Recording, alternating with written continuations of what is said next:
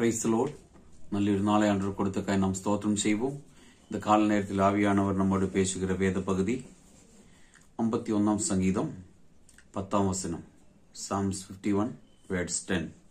தேவனே, சுத்த இருதயத்தை என்னிலே சிருஷ்டியும், நிலவரமான ஆவியை என் உள்ளத்திலே புதுப்பியும். ஆமென். இந்த இடத்தில் நாம் பார்க்கும் பொழுது ஒரு மனுஷனுடைய ஜெபத்தை நாம் பார்க்க முடியும், வேண்டுதலை விண்ணப்பத்தை நாம் பார்க்க முடியும். அவர் கேட்கிற ஒரே ஒரு கேள்வி இதுதான், தேவனே, சுத்த இருதயத்தை என்னிலே சிருஷ்டியும், நிலவரமான ஆவியை என் உள்ளத்திலே புதுப்பியும்.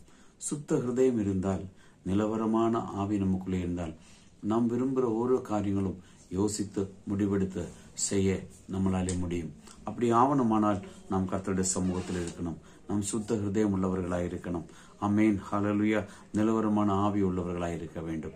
ஆனபடினாலே இந்த கால நேரத்தில் சுத்த ஹிருதயத்துக்காகவும் நிலவரமான ஆவியை பெற்றுக்கொள்ளும்படிக்காக கர்த்தருடைய சமூகத்தில் நாம் ஜெபிப்போம். நல்ல ஆண்டவரை நன்றி செலுத்துகிறோம். இந்த கால நேரத்தில் இன்னைக்கு ஒரு பிள்ளைகளையும் இந்த வசனத்தின்படி பிதாகுமாரன் பரிசுத்தாவின் நாமத்தில் ஆசீர்வதித்து ஜெபிக்கிறோம். இயேசுவின் நாமத்தில் பிதாவே, ஆமென்.